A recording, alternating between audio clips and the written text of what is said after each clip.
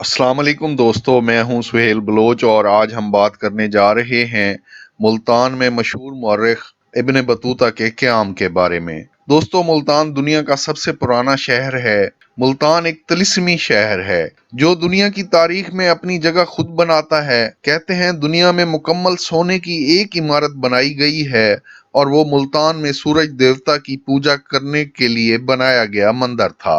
इस मंदिर में सिर्फ सोने का चढ़ावा चढ़ाया जा सकता था। मुस्लिम जर्नैल मोहम्मद बिन कासिम को इस मंदिर से 13,300 मन से ज्यादा सोना और दीगर जवाहरात मिले थे, जिसकी वजह से अरब दुनिया आज भी मुल्तान को बैतो ज़हब या सोने का घर कहती है। ये शहर हमेशा से दुनिया की अहम जगह रहा है। जब मोहम्मद बिन कासिम मुल्तान आया तो इससे पहले हजारों साल से ये एक बड़ा शहर था। इस शहर की दुनिया में अहमियत की वजह से ये शहर हमेशा से सियाहों की लिस्ट में रहा है। मुल्तान में बहुत से नामी ग्रामी सियाह आए हैं। इनमें मशहूर मुसलमान सियाह इब्ने बतूता भी शामिल है। इब्ने बतूता अफगानिस्तान के रास्ते हिंदुस्तान में दाखिल हुआ। उसने इंडिया या हिंदुस्तान के बड़े शहरों की सियाहत की। उच शरीफ जो उस वक्त एक बड़ा शहर था उसकी भी सियाहत की। उच शरीफ के बाद वो मुल्तान में आ गया और अपने मुल्तान में 3 माह के क़याम के वाक़यात कलम बंद किए। दोस्तों, आज हम आपको बताएंगे मशहूर मौरख इब्ने बतूता ने मुल्तान की सियाहत के दौरान क्या देखा था। इब्ने बतूता जब उच शरीफ के बाद मुल्तान में दाखिल हुआ तो उसने देखा मुल्तान के एक दरवाजे पर एक सर लटक रहा है। वो सर मुल्तान के साबिक हुक्मरान कशलू खान का था। इब्ने बतूता 3 महीने मुल्तान में रहा और 3 महीने वो सर दरवाजे पर लटकता रहा।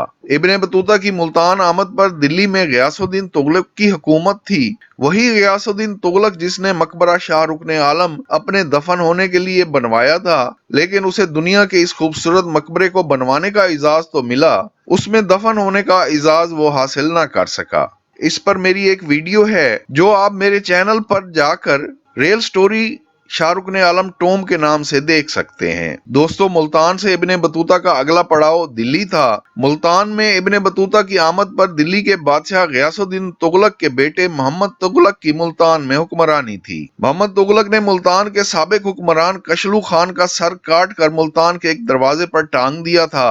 कशलू खान को मुल्तान में मोहम्मद तुगलक के वालिद हिंदुस्तान के बादशाह गियासुद्दीन तुगलक ने मुल्तान का हुक्मरान नामजद किया था। दिल्ली में गियासुद्दीन तुगलक ने कशलू खान को अपनी फौज दिल्ली में उसकी मदद के लिए भिजवाने का हुक्म दिया, जिसे मानने से कशलू खान ने इनकार कर दिया। दिल्ली में गियासुद्दीन तुगलक के मजबूत होने पर उसने अपने बेटे मोहम्मद तुगलक को कशलू खान की सरकोबी के लिए दिल्ली से मुल्तान भिजवाया। मोहम्मद तुगलक ने जंग के बाद कशलू खान को गिरफ्तार किया और उसका सर काट कर मुल्तान के एक दरवाजे पर टांग दिया।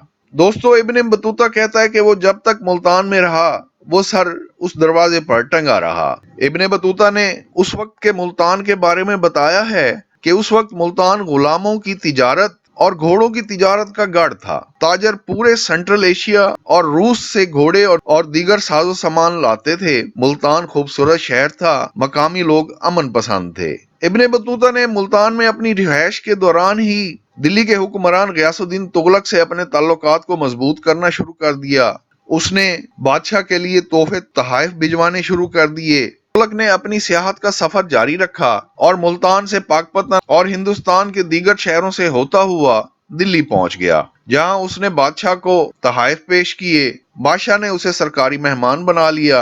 हिंदुस्तान के बादशाह गियासुद्दीन तुगलक की अचानक वफात पर उसका बेटा मोहम्मद तुगलक हिंदुस्तान का बादशाह बन गया। इब्ने बतूता का ताल्लुक मोहम्मद तुगलक से मुल्तान में अपने क़याम के दौरान मजबूत हो चुका था।